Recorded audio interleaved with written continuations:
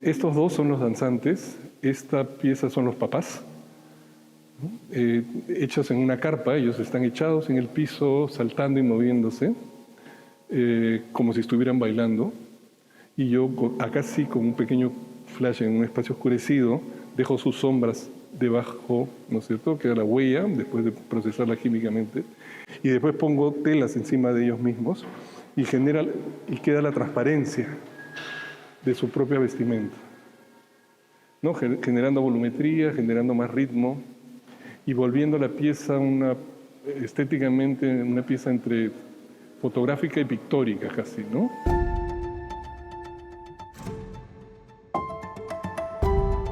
Creo que mi trabajo ha pasado por proceso de etapas, primero de mirarme a mí mismo, después del contorno familiar, después lo social y ahora, digamos, a esta especie de vínculo con los ecosistemas y equilibrios, ¿no? Que tiene que ver que tiene que ver con todos nosotros y en donde se incluye la naturaleza como sujeto.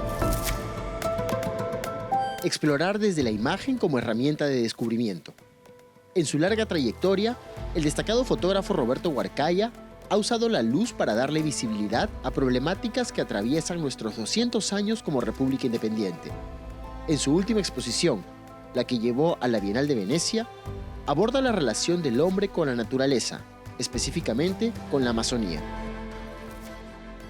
Clarísimo, si le dices a cualquier niño nacido en urbes nacionales si se sienten amazónicos, te van a decir que no, ¿no es cierto? En todo caso está primero el concepto de andino antes que amazónico, por más que lo amazónico cubra áreas muchísimo más extensas, pero también con mucho menos porcentaje de población. Somos parte del pulmón del mundo y de lo que establecerá a futuro qué va a pasar con la cultura del planeta, ¿no? Entonces, no tener conciencia de eso y no estar orgullosos de tener parte de eso y cuidarlo es complejo. En un país con un vasto territorio amazónico, donde habitan 48 pueblos originarios y donde se hablan 44 lenguas distintas, existe un conocimiento que la gran mayoría no conoce y que Roberto, recientemente reconocido como personalidad meritoria de la cultura, nos invita a explorar con sus amazogramas, una serie de fotografías por contacto que realizó en el Parque Nacional Bajuaja Sone en la selva de Tambopata. Todo mi trabajo realizado en costa, sierra y selva tiene un inicio particular que parte siempre primero ofreciendo talleres en los territorios donde voy a trabajar, a las comunidades, a los grupos sociales o a los colegios. Después de establecer con qué grupo humano voy a trabajar, le dedico una semana o 10 días de talleres en donde se introduce la fotografía, también en una especie de microvisión histórica. Comienzan con fotogramas, precisamente. Luego trabajan cámaras estenopeicas, pinhole y después unas cámaras digitales pequeñas.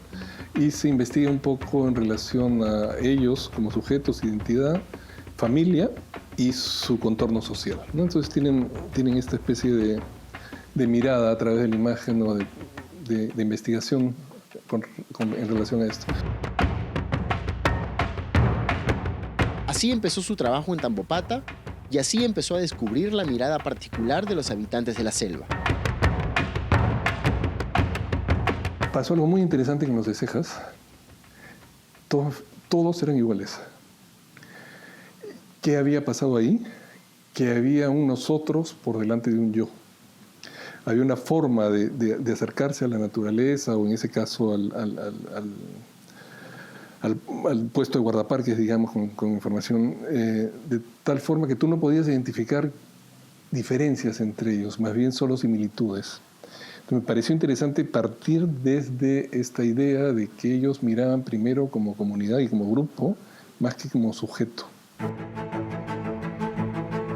Esa particular visión grupal le permitió comprender la naturaleza, sin jerarquías, como una parte del todo. Fue calando en mí todo lo que tenía que ver con la propia mitología de las zonas, ¿no? De cómo nace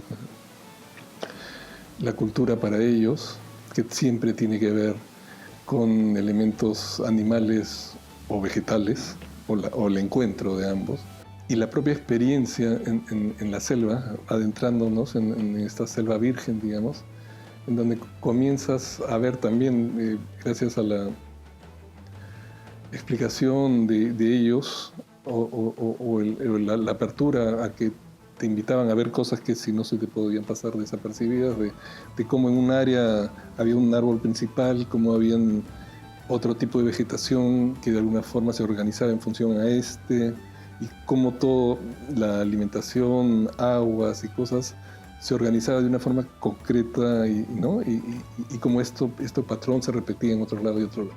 Roberto nos invita a contemplar nuestro entorno con una mirada atenta, crítica y reflexiva.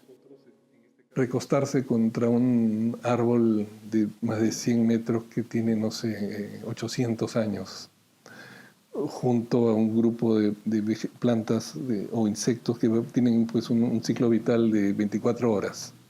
¿No es cierto? Uno estaba conviviendo con un ciclo vital de 800 años. Mientras se construía Notre Dame, ese arbolito comenzaba a crecer en Europa. Ese bichito había nacido cuando yo llegaba ese día y mañana que volvía a entrar ya había muerto, ¿no? Y esa visión de temporalidad tan disímil te hace comenzar a tratar de entender las cosas de una forma distinta también, ¿no? ¿Es posible lograr ese respeto por la naturaleza? ¿Valorar nuestra riqueza natural tan variada? ¿Rescatar lo que la experiencia de nuestros pueblos originarios amazónicos alberga? Una vez más, la clave parece estar en la contemplación, atenta, crítica y reflexiva. Creo que deberían haber políticas de Estado claramente definidas en términos de, insisto, que para mí sigue siendo la diferencia, marcar este concepto de ya no te trates con la naturaleza como algo, trátala como alguien. Si te pones a pensar solo en eso, trasladas inmediatamente el concepto de sujeto a la naturaleza.